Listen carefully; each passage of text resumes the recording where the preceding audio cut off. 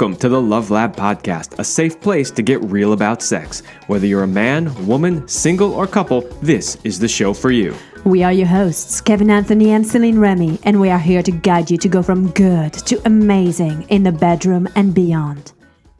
All right, welcome back to the Love Lab Podcast. This is episode 208, and it is titled How to Stop Self-Sabotaging Your Love Life. Okay, before we get started on the show, I just have to tell you how ironic this episode is, because we were supposed to have a special guest on to help talk about this subject. However, this particular guest self-sabotaged herself 3 times by canceling multiple times on us for a variety of different excuses, and she's not here. And it's funny because self-sabotaging is something that we see in the work that we do all the time, but we usually see it with our clients. But sometimes we do see it with other people in other parts of the business, whether it's, somebody that wants to come on the show here or somebody that we're doing business with in some other fashion. We see these patterns of self-sabotage over and over and over again. So today, we're really specifically going to be talking about, self-sabotaging your love life, but this information will apply no matter what area of your life you are self-sabotaging. So all of that is really about self-sabotaging patterns. And then, of course, we'll give examples as we go about how people tend to do this in their relationships, why it's a problem, what you can do about it, how to recognize it, how you can fix it. I can almost guarantee you that there's a significant number of people listening to this right now who are currently actively involved in self-sabotaging their relationship, and they are not aware of it. So if that's you, make sure that you listen. Do not tune out because you think, oh, I don't do that. Listen to the whole thing and then decide whether or not you tend to do these things, because I'm willing to bet you do. How do you know if you are self-sabotaging? If you are currently in a relationship and you're not really happy, and there's things you want to change and you complain about things, you're probably having a pattern of self-sabotaging, or you or your partner. And it's a sneaky one because we self-sabotage all the time. And we'll talk why. We'll talk about it why. But we're usually not really aware of that.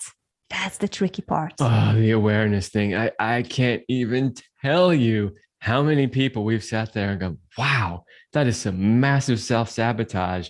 And they're completely oblivious. In a few cases, obviously when we're working with clients, we have to point it out. But even with friends, in a few cases, you're like, do I really want to go there with this person? Like, I want to help them because they're a friend. But you know how it is when you're a coach. You don't want to end up coaching all your friends because they just get annoyed with you. But we've had to point it out a few times. And they were like, what? Huh? I don't do that. What are you talking about? All right. Well, before we get started, let's give a big shout out to our sponsors, Power and Mastery. So if you want to join the secret club of men who are great in bed, then check out Power and Mastery and powerandmastery.com. It is the most complete sexual mastery training for men. Whether you want to have harder erections, last longer, or increase your sexual skills, there is something for you at powerandmastery.com. So make sure you go check it out. All right. So first, we got to start by explaining what we mean by self-sabotage. Right. That's a good place to start. Yeah. Okay. So, it may seem surprising that some people undermine their own good, and they undermine their own intentions and their goals. And that's basically what we're talking about here, is when people do things, whether intentionally or unintentionally, that undermine what it is they say they really want. You see it very well come January 1st. Everybody sets their good intention for the new year and all their resolutions. And they're like, this is it. I am no longer eating cookies. I am exercising 3 times a week, or I am getting the relationship I want, whatever it is they want. It usually lasts about 3 weeks, and then they're back. I used to work in the health and fitness industry for a number of years, including managing a health club and managing, the whole club really, but as part of that, the personal training department. And I can honestly tell you that January and February would be insane off the charts, busy, fantastic sales, not only for memberships, but for personal training services. And once February was done, it would implode. I would say January by far the busiest. Most people didn't even make it past January, but like you'd see the gym, you couldn't even get on a piece of machinery in January. By February, it was busy, but it was already better. And by March, it was back to normal. So why do we self-sabotage, and why would we hinder our own success? Because don't we just want what's best for us? Well, we do. And sometimes we don't. It's usually unconscious. So sometimes it's conscious, sometimes it's unconscious, and we commit those acts of self-sabotage. Sometimes it comes from childhood. It could be pre-year relationships, and it could be low self-esteem. It could be problems with cognitive dissonance, where that's a big one these days. Truth bomb. You say one thing and then you do another thing, and you don't really understand that you're not in alignment. But what's really fascinating, though, about that is that it's usually something that those patterns happen because of neurological changes and wiring in our brain. But we'll talk more about that. Don't get caught into thinking, well, of course, that's just my brain is rewired wrong. The reason your brain is rewired wrong is because you've wired it that way. Yeah, well, you had either something happen to you or an experience that created an emotion that was strong enough that you decided that you wanted to stay safe. In order to stay safe, you needed to do a certain behavior because the unknown is unsafe. So you'd rather stay safe, stay in what you know, even if it sucks, rather than step outside because it is unknown and you don't know what to expect. And this neurological wiring of the brain, you can go and analyze it from the same point of view that you've created it. You can go to therapy and you can, you're feeling depressed, you're feeling angry, and you're going to analyze what's wrong with me. And I'm going to look at this. The more you do that, the worse your brain becomes. You actually have to step out of the energy and the emotion that created it. And you have to have an emotion that is equal to the energy of that emotion, but that's the opposite in order to create a positive change. Yeah. So, what are we really saying here is that if you keep firing the same emotions, you are increasing, think of it as strands of a wire, right? The first time you fire that emotion, you create one strand, and the next time another strand. And the next thing you know, you have one of those giant cables that hold bridges up. That's how thick and solid that connection is, right? So really just repetition of a negative pattern basically cuts that deep groove into your brain and keeps you doing the same thing. Now, okay, having said all of that, let's get back to self-sabotaging patterns in relationships. So we have some common patterns that you can look for. And then after that, we have how you can recognize that you are actually self-sabotaging. So they're similar, yet they're different, right? That's why I'm introducing them both at the same time, right? So there are some common patterns in your relationship that you can look for, but there are also some things that aren't necessarily relationship related that are also clues that you tend to self-sabotage. So criticizing is a big self-sabotage. What's interesting about criticizing, and I'm going to put maybe the first three together. It says criticizing, blaming, and gaslighting. When you think about these behaviors, you're trying to get something from the other person when you are doing those. Now, it's not a healthy way to get energy from the person, but that's all you know. So you know that if you poke at the person, if you criticize, if you blame, if you gaslight, you're going to get a reaction from that person. Now, usually in a relationship, we manage to match ourselves with somebody that is perfectly suited to respond to our buttons and our hot spots. And so that usually means that if you're pushing, if you're poking, the other person's going to react a certain way. And you are into this codependent relationship and reactionary behavior that self-sabotages. Yeah, so people might be wondering, how is this really self-sabotaging, right? Well, because you want a certain outcome, right? And you think that by criticizing, blaming, and gaslighting, you're going to get that person to achieve that outcome. So you didn't pick up your socks. You're such a like lazy person, and you left them on the floor. Right. So that criticism there is intended supposedly to get the person to pick up the socks. The problem is all the other person gets on the other side is, no, fucking bitch. I'm gonna not only am I gonna leave my socks, I'm gonna leave 3 pairs of socks there because you know what? Fuck her. Right? This is what tends to happen. So here you go, criticizing, blaming, gaslighting, trying to create a certain response in the person, and you often end up creating the opposite response that you're trying to create. I don't know about you, but criticism has never, ever created change for me, positive into a relationship. Well, it doesn't create change for anybody. No, but that's usually the model we have. Because if you think about it, that's how your parents behaved with you. They didn't tell you how, well, that's really funny because we have a young nephew and he just turned 1 year old. And I'm witnessing my brother and his girlfriend like raising this child. And they are amazing. They're like constantly saying, he's so cute, he's adorable. And they send us photos and they're constantly praising him and saying all these really positive, beautiful things. And I was like laughing about this because I think it's amazing. But I'm waiting for the moment when this is going to change, because usually that's how we are when we're children, like super young. And people are like, oh my gosh, you took one step and you fell on your butt. Good job. And they're like, this is amazing. There comes a time in life where like, what?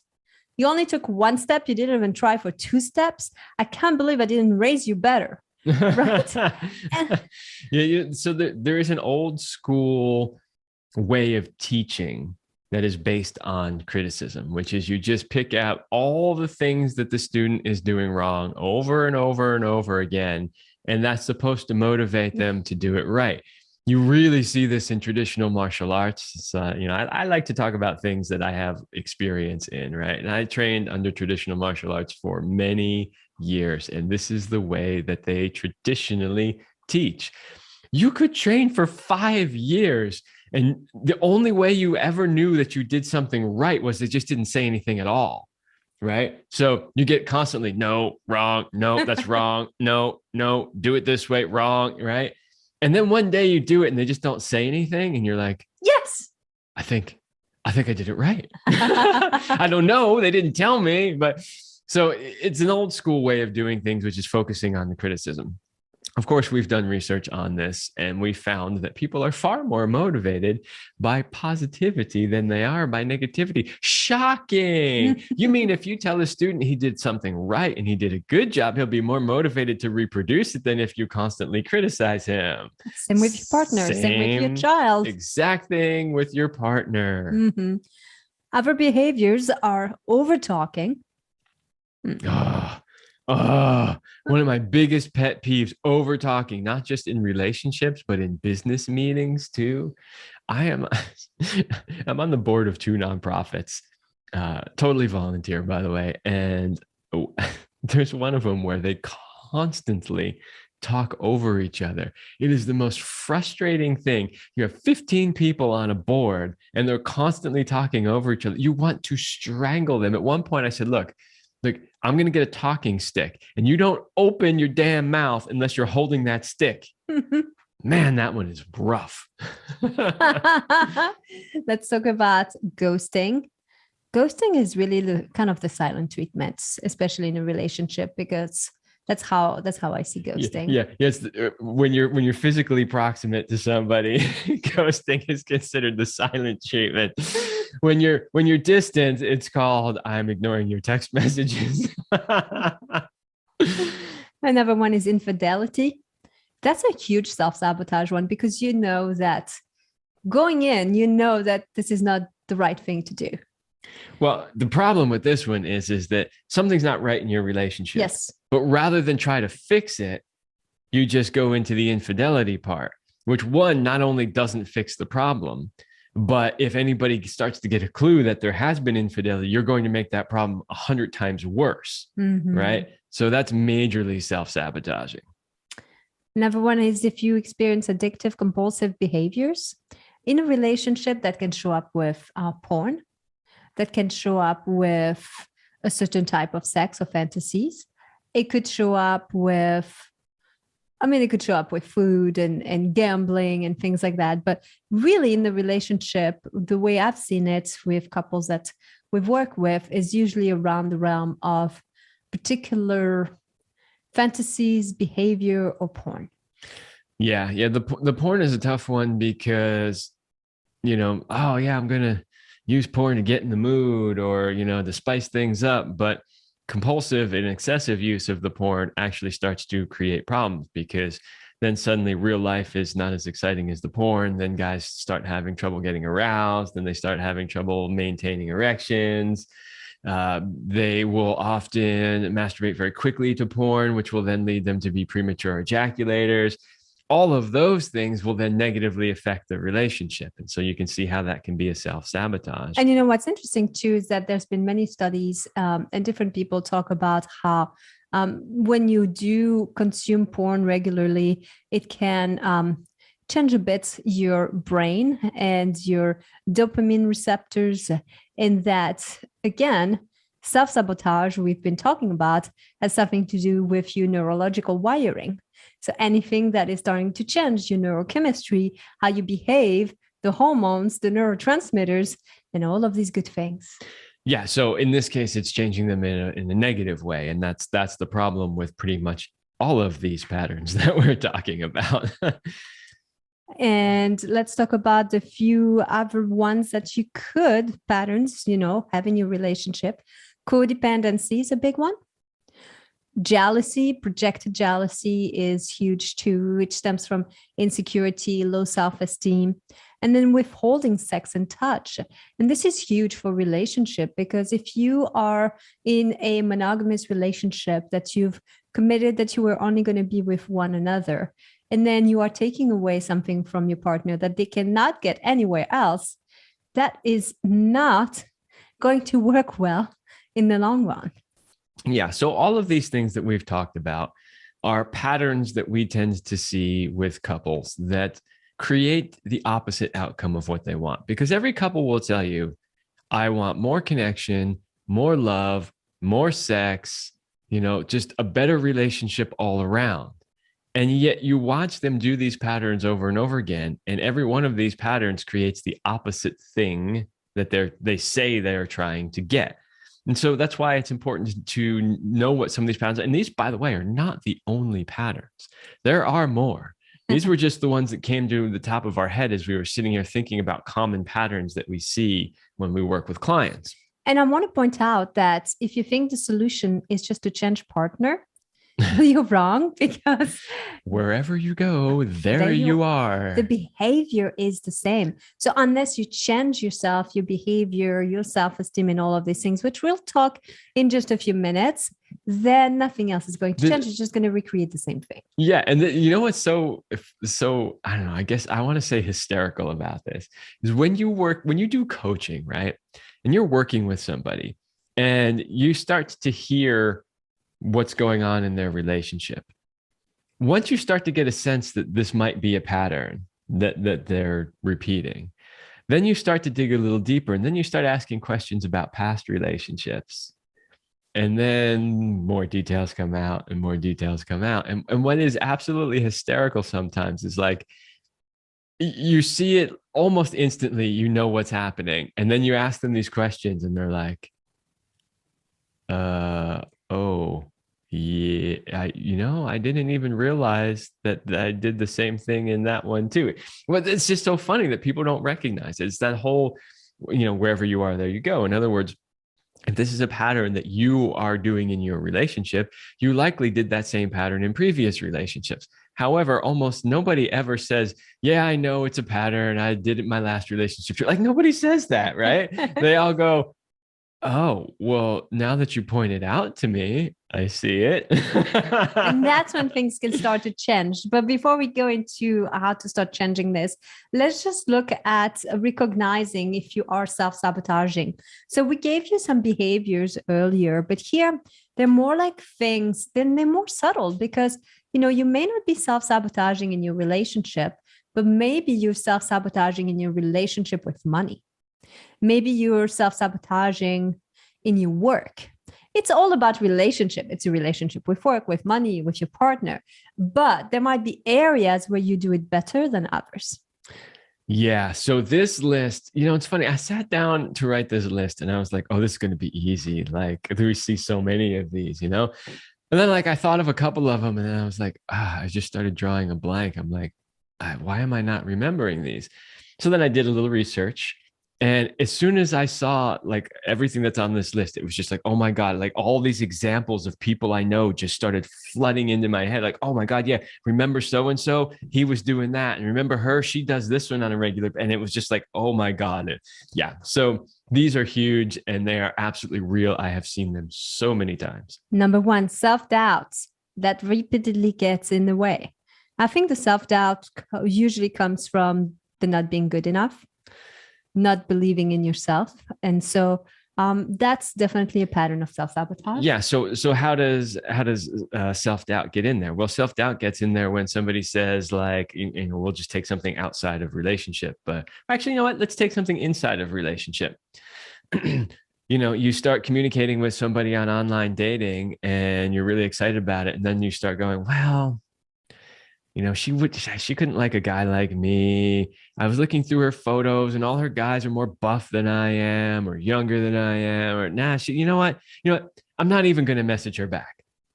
Yeah. Boom, right there. Self-doubt getting in the way and causing you to self-sabotage what potentially could have been a great connection. Number two, you focus too much on the negative. Most people are wired 80% negative, 20% positive. Happy people have that measure reversed, 20% negative and 80% positive. Now, are happy people, were they born that way? Or is it by choice and by repeated behaviors that they became that way? I think it's number two, but well, it is, because here's what science tells us. All right. So if you're one of those people, like if you're sitting there going, oh yeah, you're right, I do tend to focus on the negative. Shit, why do I do that? Nature is why you do that, because we are literally wired to figure out what is going on that's wrong out of self-survival. That's why we do it. If we're looking out across the plains, right, and we see beautiful, fields of grasses and a beautiful lake, and oh great, there's fresh water and I'm thirsty, that's what I need. But then there's a lion there. The only thing you focus on is the lion, because you're like, oh crap, there's a lion. If I try to get water, I'm going to get eaten. Like, we are wired to pick out the things that are negative. Now, are we a victim of that? Absolutely not, because as we know, 20% of people have figured out how to reverse it, and we can reverse it. Okay, number three, you frequently procrastinate. Ooh, I see that one a lot working with clients. So they want to have a change and they hire one of us or both of us to work with them. And through the process of coaching, they receive different assignments, homework, things to do, to create change. And sometimes, and we call them home play because they're usually fun. I mean, how often do you get an assignment to masturbate? Right? Go play with yourself and have a great orgasm. I mean, how hard is that? Well, believe it or not, we've had several clients where it took multiple weeks and several coaching sessions before they finally decided to get into it and do it. And then they were like, oh, I learned so much from the experience. You're like, yes, this is why we are coaching you and tell you to do this. You see this in a lot. If there are any therapists listening, I'm sure you see this all the time too, right? You give fantastic advice to somebody and say, here's a new thing that you need to start doing. And they come back week after week after week, and you check in with them. How's it going? Oh, well, I was going to do it, but then, this thing came up and then that thing came up, but I'm going to get to it, right? procrastination. In relationships, that shows up in all kinds of ways, like not doing the work that you need to do, whether it's doing the work your coaches give you or other types of things. It could be not having the conversations that you know you need to have in your relationship. You know something's wrong, you know you need to talk about it, but you keep putting it off, putting it off, putting it off, right? Fixing those physical things that are going wrong with your body, you know you need to do it, but you keep putting it off, right? So procrastination is huge. Number 4, you're always disorganized. And disorganization can prevent you from getting anywhere. Yeah, here's the interesting thing about disorganization is, okay, obviously, if you're disorganized, it's really hard to achieve any sort of goal that you've put out, right? But the thing about being disorganized is it's easy to fix. It's really easy to fix, even if you're terrible at organizing things, because some people are like really great at organizing things. Like you put somebody who does like professional organizing, in your mess of a room or closet for a day, and you come back and you're like, holy crap, like this is amazing, right? How did you do that? So the thing is, even if you're not that person and you're not good at it, you can always hire people to simply organize things for you.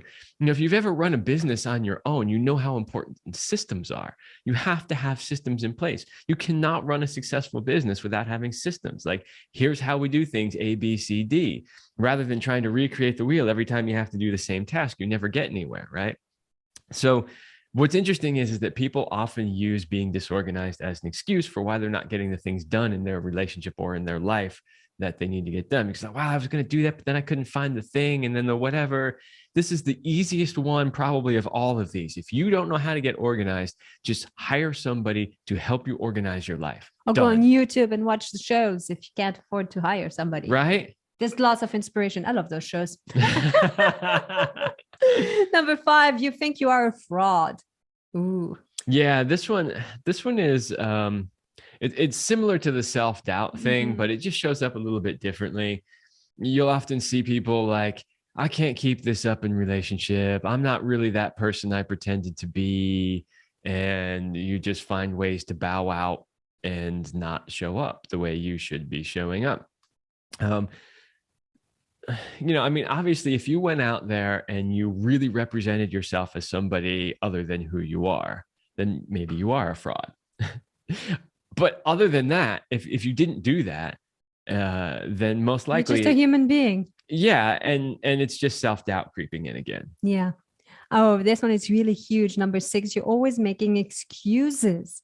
Even though this may seem real, you couldn't do this because your boss said that, or you tried to get to the appointment, but your car broke down, or it was time for your coaching and, well, you decided to not send your son to summer camp because he was a little tired. So then you can't show up for your session. I mean, here's the thing that gets me about this one. So I had to write, even though they seem real, because every time this happens, the person will swear up and down to you that every one of these excuses are real things that happened. Now, here's the thing. Sometimes they aren't. Sometimes they aren't. They're really just made up bullshit. But sometimes they really are real things. And so the person gets stuck in this trap of thinking, but they're real things. Like, how could I have avoided that, right? Well, here you go. Yeah, the car broke down. That was a real thing. But why did the car break down? The car broke down because you procrastinated. You knew there was something wrong with it. You could hear the grinding, clicking, banging, whatever it is, noise. And you didn't take it to the mechanic for the last 4 weeks, even though you knew something was wrong with it. Why didn't you do that, right? And that's just one example. Is people think, but it's a real thing. My so-and-so really did do this, or this really happened, or blah, blah, blah. Okay. But what did you do to create those other situations? And that's the thing, is people will literally self-sabotage their car as a way of self-sabotaging getting to that date on time, right? But it's not their fault. But it's not their fault. But you can see how you get layers of self-sabotage, right? I self-sabotaged the car, which self-sabotaged the date, which self-sabotaged a potential relationship, which then self-sabotaged my happiness in the future, right? Like, you can see how this can get way out of hand. It's like dominoes. You self-sabotage in one area, and boom, a whole bunch of dominoes fall over. Another behavior is that you're focusing on the wrong tasks. You know what example I'm thinking of with this one, right? So yeah, I was just we've watched so many friends over the years start businesses. And one of them in particular was starting a new business. And it takes a lot when you start a new business. Like I started a few, not just this one here, but a few. And it takes a lot of work. And there are things that that you need to do that will absolutely produce results and returns. Your logo, right? No, And that getting is mugs and t-shirts with your branding name. Right. So that's the joke is, right? Like what you need to be focusing on is setting up your business entity, creating your product, your curriculum or whatever it is, getting your website, your advertising, like whatever it is, creating like B2B connections with other businesses, like all this kind of stuff. But instead, what do we watch so many people do? Spend weeks agonizing over a logo, a freaking logo. Nobody cares about your logo.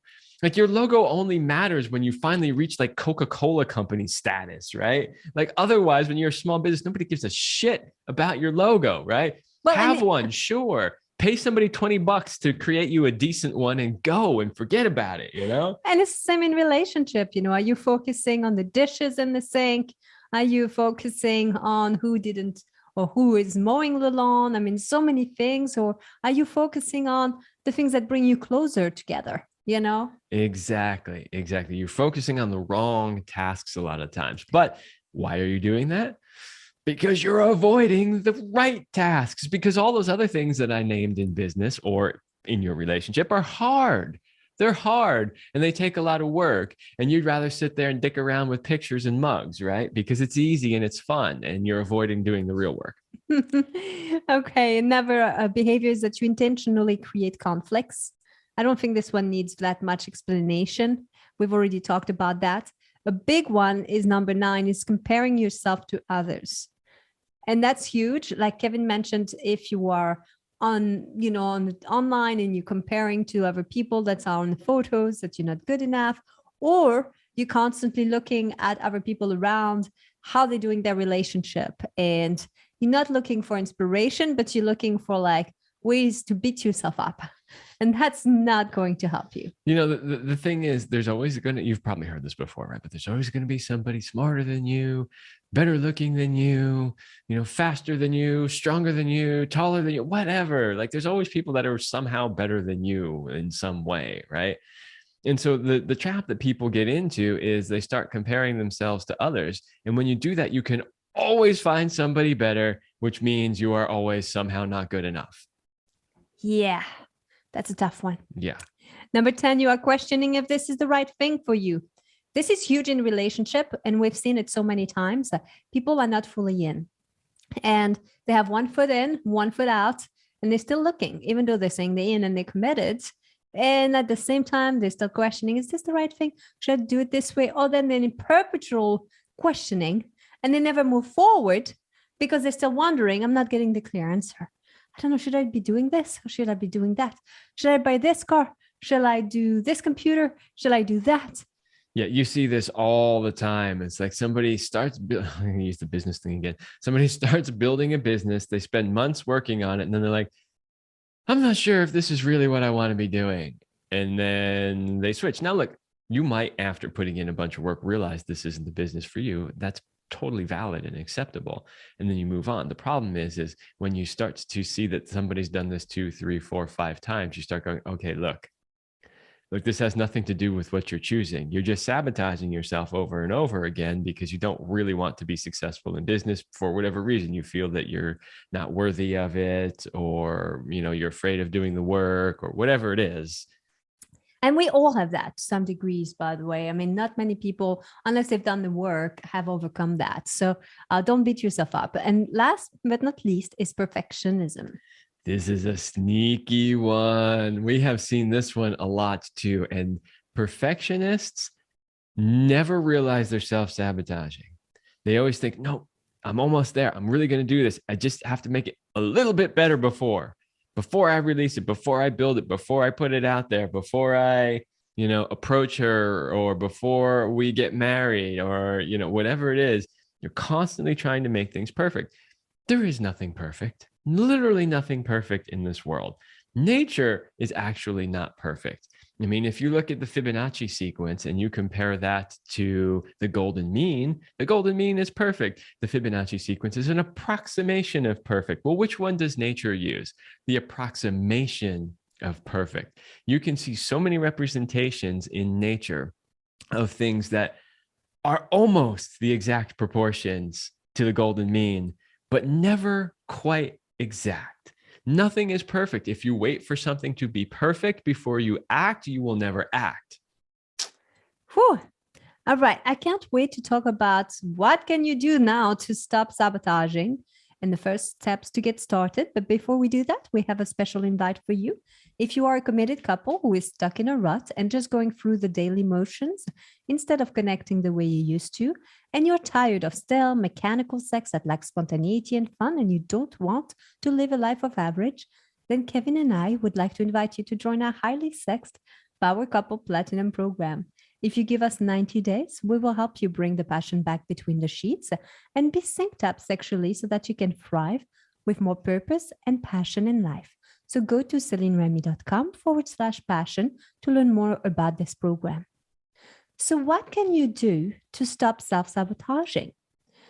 So number one, you must start by acknowledging that you self-sabotage. We spent a long time of this show giving you examples, behaviors, ways to understand, because without awareness, you cannot change it. You have to see the unseen.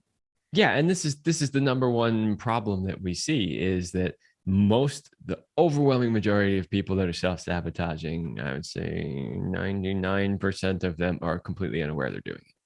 Number two, you have to identify the ways in which you tend to self-sabotage. What are your go-to?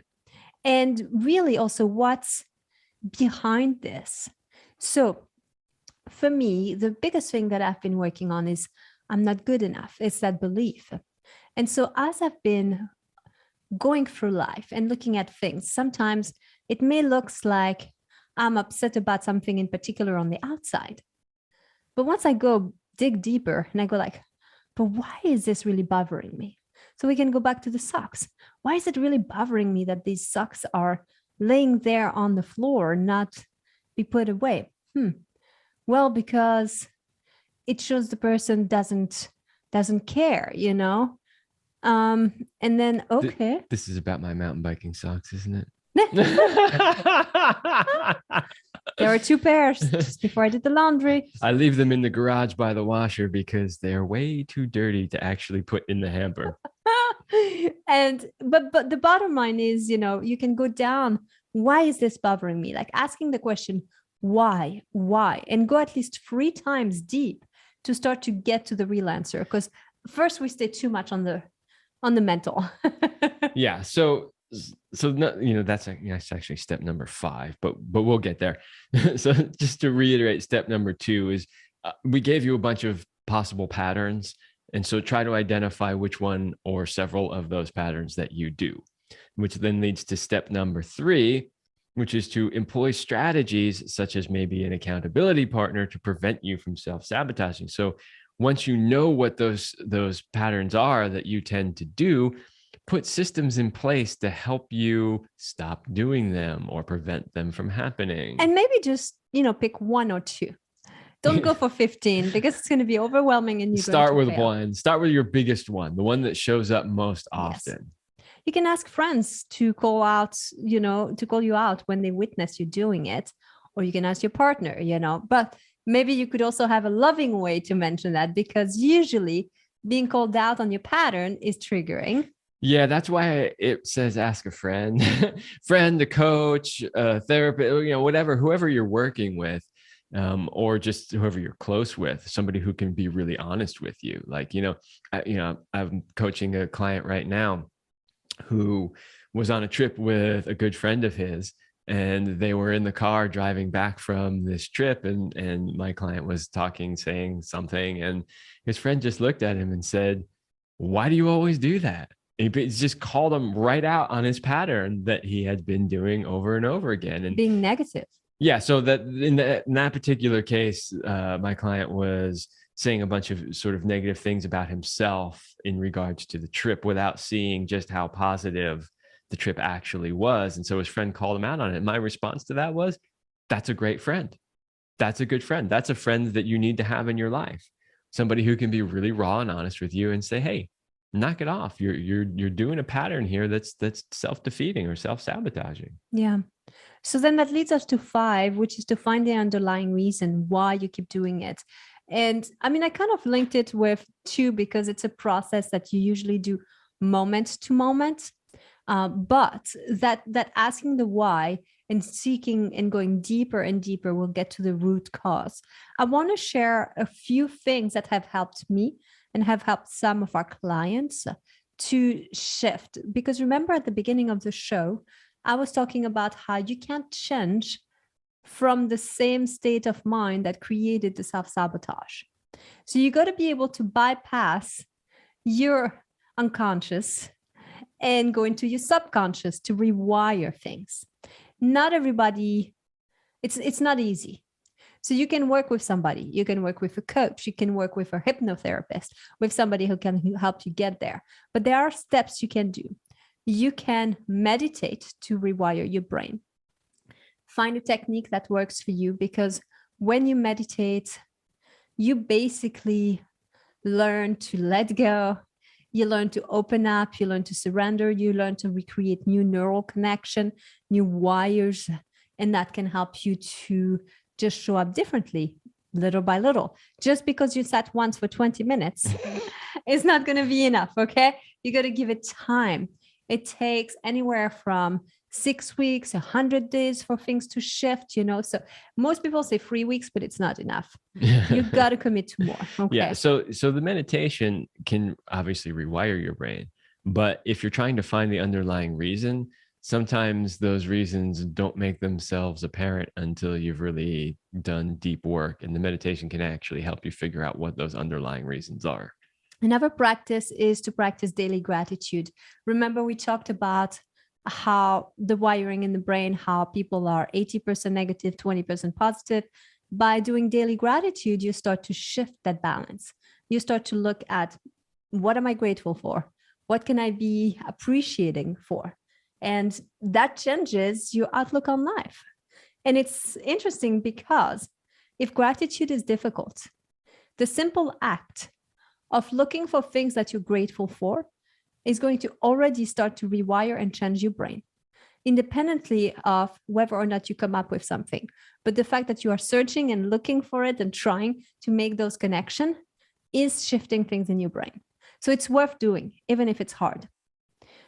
Another practice, and this is big too, and maybe Kevin can talk more about it from because you are certified in NLP, neuro-linguistic programming.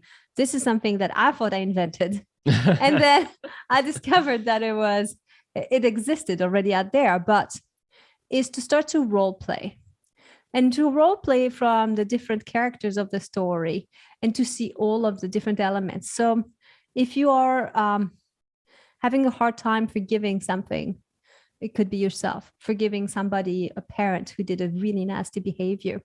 You're never doing forgiveness for others. You're always doing it for yourself, to liberate yourself. And when you start to role play and see it from all the different angles, you can start to have more awareness, understanding, and it can help you to liberate yourself. Now, remember that you never, with the act of forgiveness, whether it is forgiving yourself or someone who has wronged you, we never suggest that you are not condoning the behavior. Okay, this is different. There's the behavior and there's the person. So you can not be satisfied with the behavior, but you can forgive the person. Absolutely. So, you mentioned the NLP thing. So like role playing can do 2 things. If you role play from the point of view of different people involved in the situation, and you put yourself on the other side, you may actually then be able to have compassion for who they are, what they're going through, and why they behave the way that they did. So that's one value from it. From the NLP perspective, role play is a little bit different in a sense that we want to reinforce the changes in the pathways, right? So like, we do a certain behavior and then we role play a different behavior. And by role playing that different behavior, we are then creating new neural pathways for the new behavior. So we're rewiring the brain by doing that. You hear people say it all the time, like, just fake it till you make it, right? And that's a version of it. It's not quite the same because you really have to tap into the emotions of it. You have to really feel the deep feelings of it. And you can't just lie to yourself and know you're lying to yourself, because that doesn't really work. But you get the idea. Like, I think that helps you understand what we mean by role play, which is really stepping into what you want to be or who you want to be and reinforcing that over and over and over again. Yeah. And the brain doesn't know the difference between an imagined scenario and something happening in real life. So my favorite is literally to rehearse a behavior so many times in my head that I no longer remember whether or not I really did it or if it's just been in my head, but it's becoming part of who I am. Yeah. And this is really huge. All right, last one on that list we kind of already mentioned, which was just work with a coach or a therapist. So, this was, how the whole point of this section was, what can you do to stop self-sabotaging? So we gave you a bunch of things you can do on your own. And if you need help with that, work with somebody like us. You can work with a therapist, work with a good therapist, though. There's a lot of really crappy therapists out there. There are some really amazing people out there, and there's a whole bunch of just really crappy ones.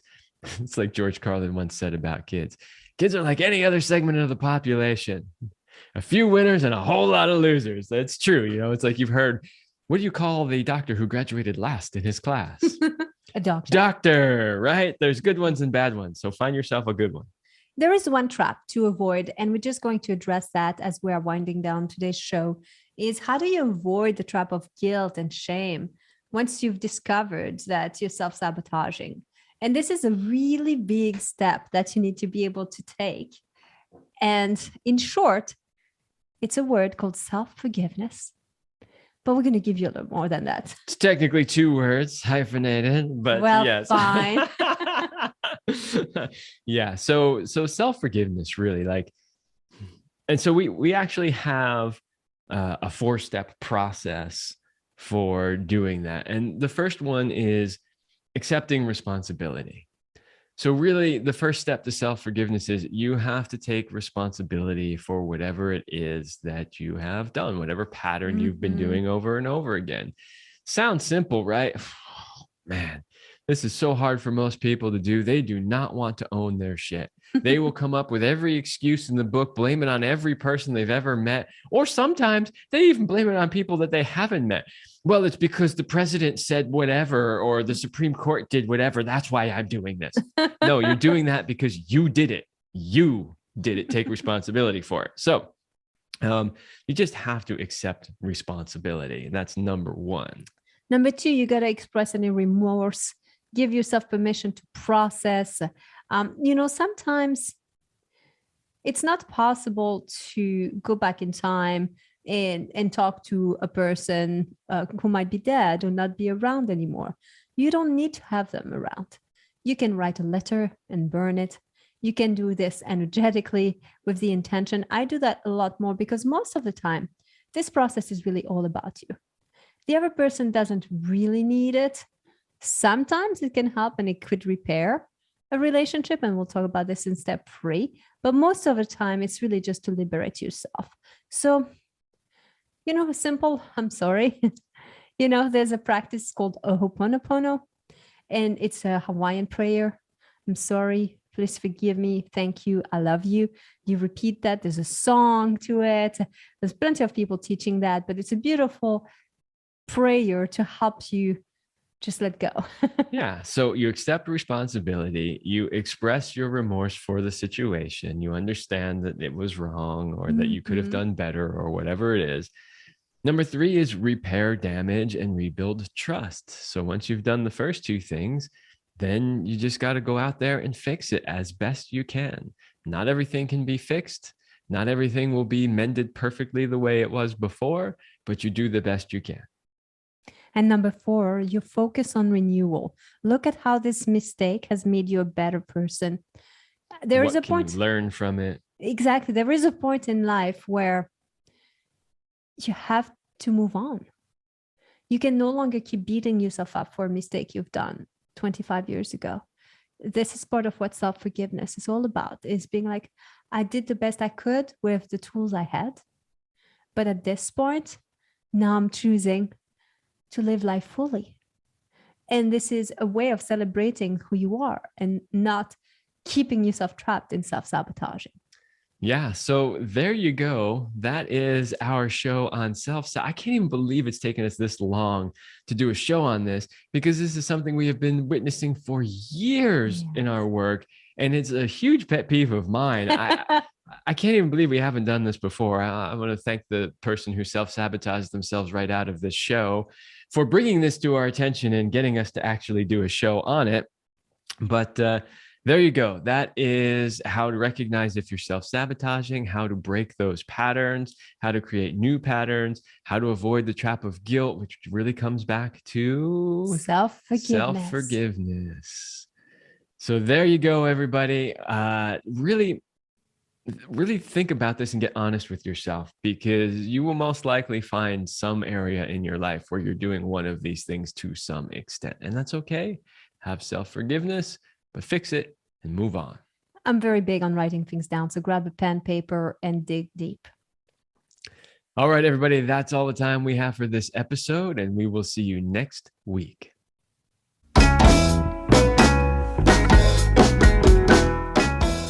We hope you liked this episode of the Love Lab podcast. If you enjoy this show, subscribe, leave us a review, and share it with your friends. And for more free, exclusive content, join us in the Passion Vault at CelineRemy.com/vault. That's CelineRemy.com/vault. Thanks for listening. And remember, you're amazing.